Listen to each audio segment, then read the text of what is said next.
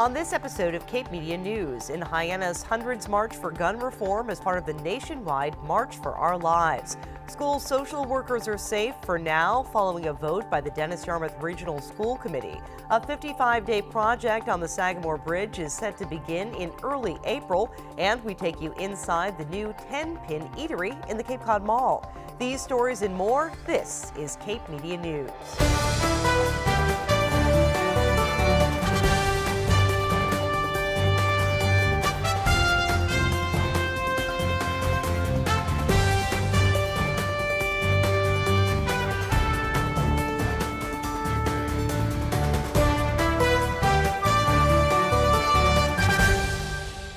This is Cape Media News, your local authentic newscast for Cape Cod. I'm Sarah Colvin. Thank you for tuning in. Well, students across the nation stood up for gun reform this weekend as March for Our Lives events were held in thousands of cities and towns across the nation. Hundreds gathered on the Village Green in Hyannis for the local event organized by the newly formed Cape Cod Student Board. Gabrielle Rawson reports.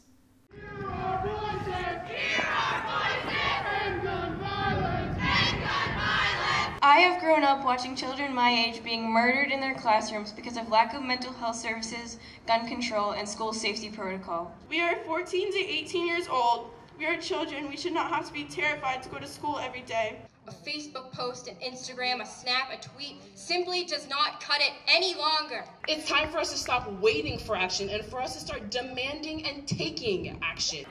The March for Our Lives Hyannis drew hundreds of people last weekend as part of a national effort to raise awareness about school safety and gun reform. The demonstration, which included speakers, poster making, and pre-registration for voters 16 and up, was organized entirely by the Cape Cod Student Board. The Cape Cod Student Board is an organization that we founded to help give students from all across Cape Cod a voice. 15-year-old Natalie Breyer survived the horrific school shooting in Parkland, Florida. She shared her story with the crowd. All 60 of us in that room were panicking, and even the teachers were scared. After 20 minutes, we were taken through the hallway and going to be evacuated out of the school. I walked past my classroom and see the desks and chairs flipped over, and I began to cry more. If my class looked like this and no one got into our room, what did the other classrooms look like?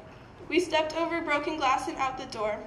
We walked down the stairs towards the front entrance of the freshman building, walking single file with SWAT with bolts on both sides of us holding up their rifles. I was so scared, but I thought I was safe at that point. I assumed since my class was fine, hopefully most classes were too. I quickly saw that wasn't the case. As we got closer and closer to the freshman building, we were told, "Don't look right." But I looked. I'm 15 years old and I saw dead bodies.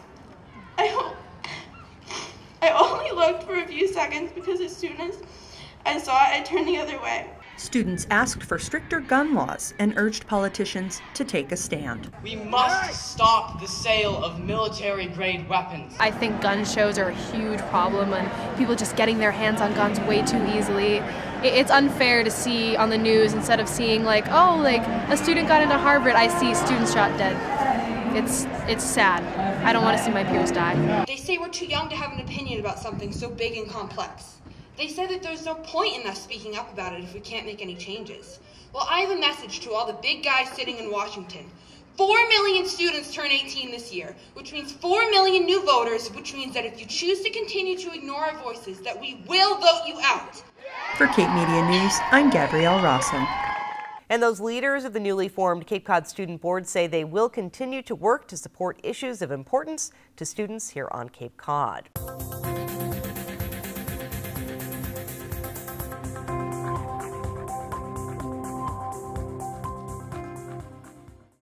Hi, I'm Peter, and there's nothing I love more than sharing vegetables with my friends. Come on in! Help yourself to anything. That's why we give our food the utmost respect it deserves. Did you know there are simple steps we can all take to help save food? You can cook it, store it, even share it. Just don't waste it. Because when it comes to food, better ache than never. To learn more, visit savethefood.com. Budget season is here for our towns and schools, and work on the Dennis-Yarmouth school budget has proven challenging. One iteration of the school budget eliminated 6 social worker positions, and residents, students, and town employees stood up in an effort to keep those positions. Gabrielle Rawson reports. Hundreds of people gathered Monday night at Station Ave Elementary to speak out against the Dennis-Yarmouth Regional School budget cuts that would eliminate half a dozen social workers. You have good people, great people working for you, doing some great things. And yet, we also live in communities that have limits. And so the balance point is always responsible to the students we serve and taking care of their educational needs and their families, and being realistic. What's a reasonable budget that both of our towns can support? And as we go through this evening, it's always about the balance. We present a plan. We've always listened to folks, listened to the board, school committee, and if there are questions or recommendations, we'll certainly do that. But we're not that wealthy district where there's a lot of easy things. You're flush. You have extra staff. And I'm saying that because I know anybody here on the committee or in our audience, we know that. And yet it's hard to put our heads around such a large figure. But an original budget of approximately a 6% increase to maintain everything.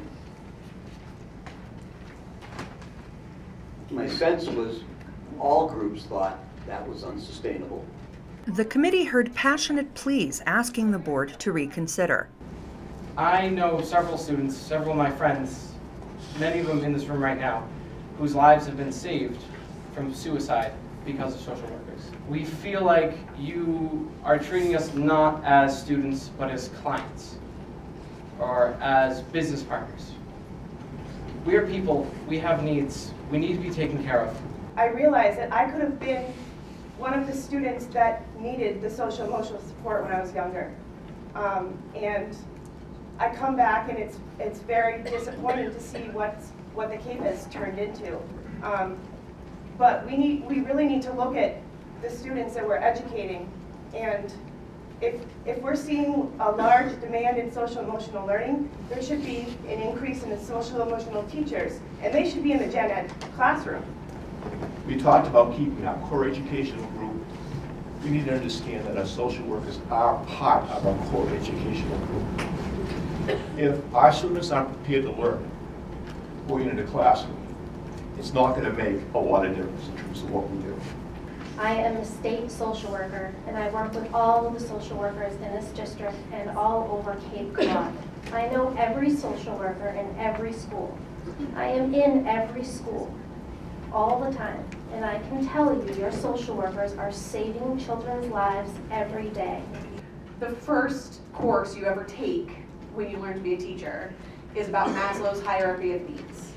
And the idea behind that is that it's a big pyramid, and at the very bottom of that pyramid are physiological needs, and you can't reach the very top of the pyramid, which is self-actualization, until you meet those basic needs.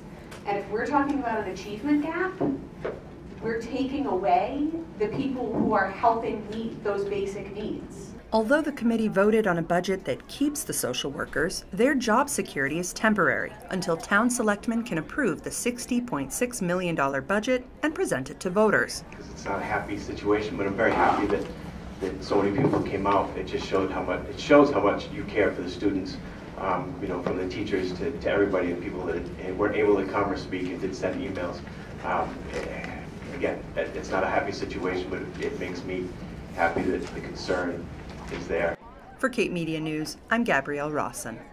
Up next, a 55-day project on the Sagamore Bridge means 24/7 lane closures. Marie, you have prediabetes. Prediabetes? I don't have time to eat right or exercise. I'm a busy mom. Oh, you're a busy mom. Yeah. This is great news. Busy moms never get prediabetes. Wait, what? Let me just... Yeah, this is all the people at risk for prediabetes, and way over here, busy moms. No?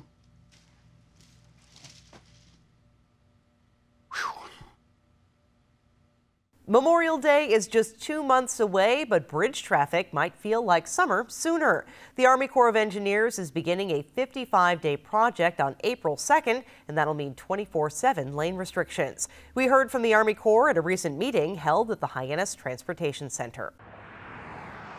Thousands of cars and trucks travel over the Sagamore Bridge on a daily basis, heading to work, doctors' offices and hospitals, visiting friends, carrying goods and supplies, and of course we can't forget the hundreds of thousands of visitors that travel over the bridge during the busy summer months, the height of Cape Cod's tourist season. Built in 1933, the 85-year-old bridge now needs nearly constant maintenance. The latest project planned by the Army Corps of Engineers will last 55 days and include lane closures 24 hours a day, 7 days a week for the duration of the project.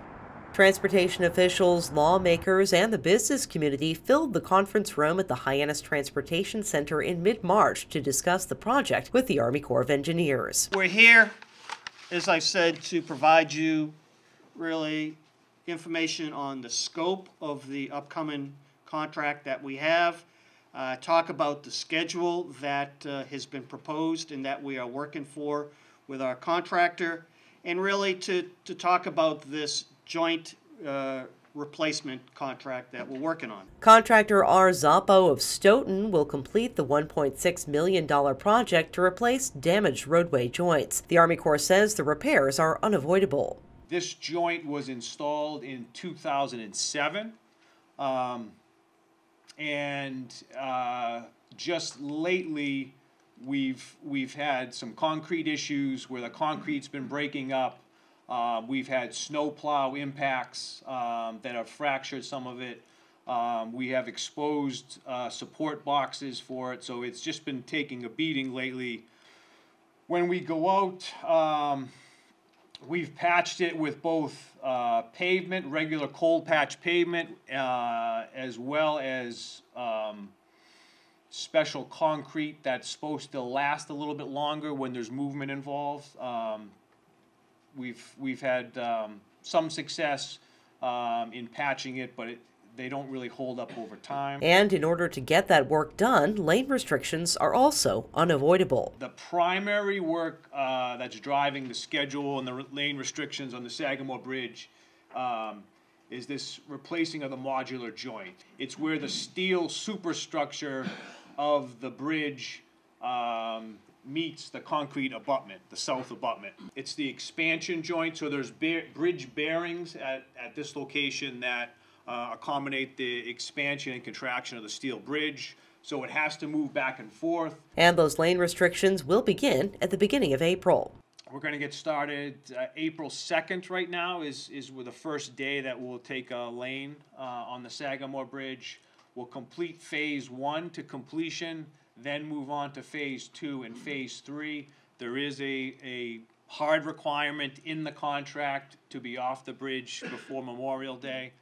The business community had plenty of comments for the Army Corps. Cape Cod Chamber of Commerce CEO Wendy Northcross is concerned about the work impacting travel for the Cape's peak tourism season. Phase 1-1 is peak season. September is our second busiest month. I see you've got 2 months on the Sagamore, but 3 months on the Bourne. And of everything that you explained to me, that worries me the most. Is there any compression that you can get the Bourne Bridge in 2 months as you did the Sagamore Bridge?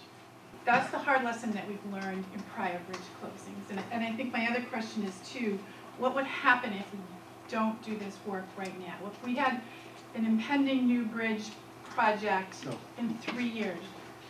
Tony Guthrie of Robert Paul Properties is also very worried about the potential negative impacts of lane closures and associated traffic backups.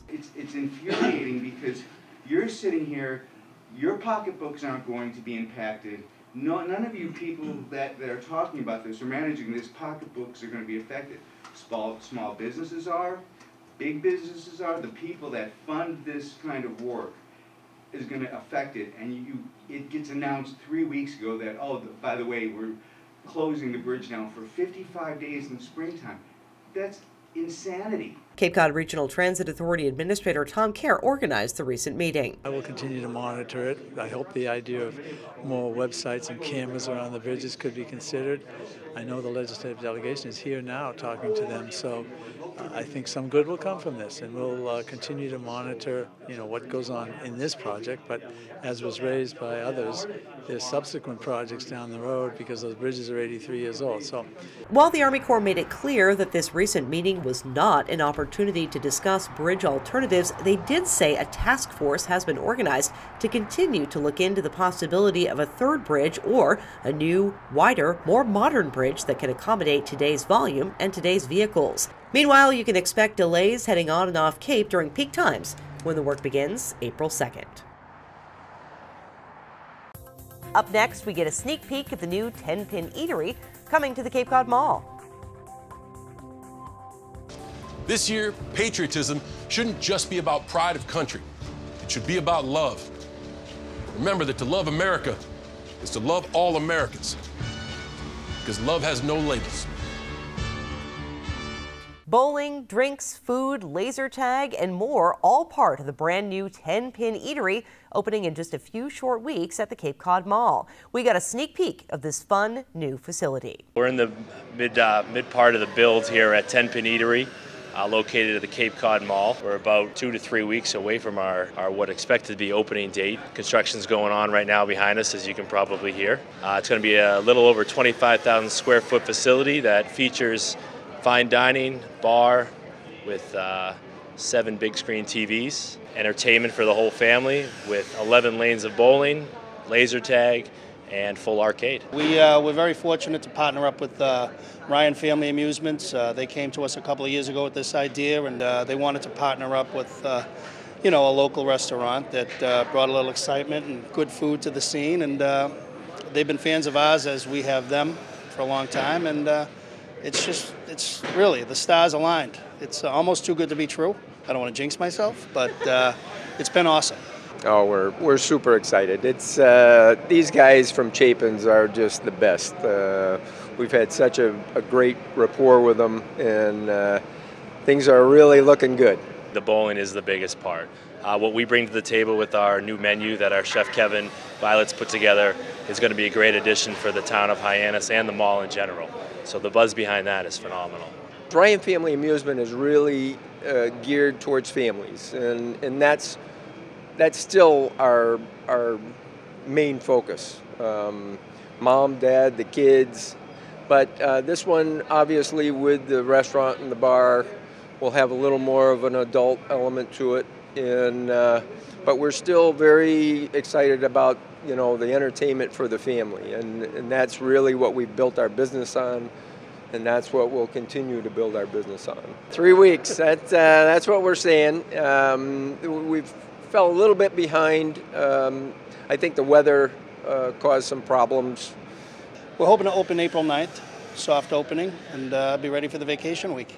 Every week, we visit the MSPCA in Centerville to meet some adorable pets waiting for their forever homes. Gabrielle Rawson joins us once again to take us inside. This week on Cape Media News, spring into adoption at Cape Cod's MSPCA, where staff is hard at work placing adorable adoptables and preparing for lots of exciting changes, including an upcoming fundraiser and their new building. Hi everyone, I'm Mary Sarah Fairweather. I'm the very lucky director of the MSPCA Cape Cod, and I'm going to show you around our current shelter, but don't get too used to it because we're opening a brand new one in just a few months. Follow me. This is Professor X, and he's named after the professor in the X-Men, Charles Xavier, and he came to us as a stray. We aren't sure how old he is, but we do know that he's very much intact and needs to be neutered, and he also has a deformity on his back leg that we are having checked out. So it looks like it's extremely painful for him. His paw is basically turned around, but it hasn't affected his disposition one bit. As you can see, he's very friendly. He's purring while I'm holding him. Once he gets neutered and we do some x-rays and take care of his leg, he will be up for adoption. This here is Pumpkin. Pumpkin is, we're guessing, around 1 to 2 years old. We're thinking more on the younger side because since being here, he's filled out a little bit. He is a bit of a skittish guy. He like doesn't like to be picked up, which most guinea pigs don't like to.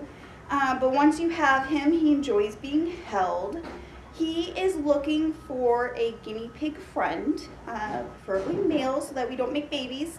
And what you would need in order to do a guinea pig male introduction is a temporary enclosure for Pumpkin, the final enclosure for both guinea pigs, which should be 12 square feet in size, and an exercise pen like the one that you saw Pumpkin running around in. And what you need to adopt with us would be a picture of both enclosures.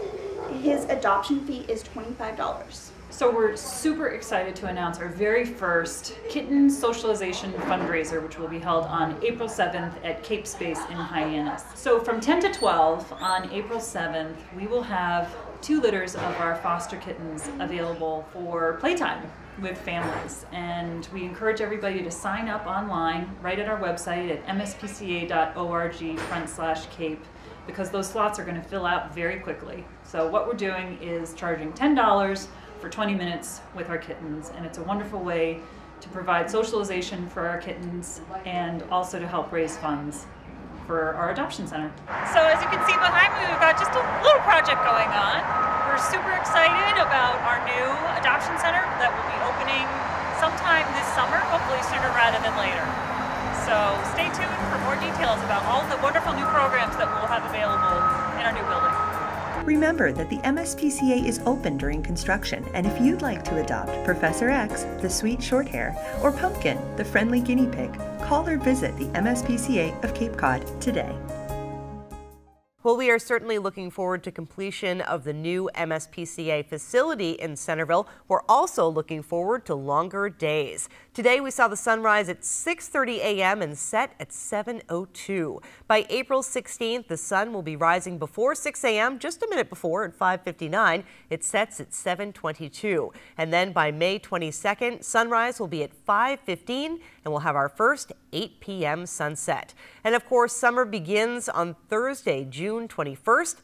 That's just 83 days away. Something to look forward to. Well, thank you for joining us today for Cape Media News. You can keep up with us online at capemedia.org. Send news tips, story ideas, questions, and comments to news@capemedia.org. For Cape Media News, I'm Sarah Colvin.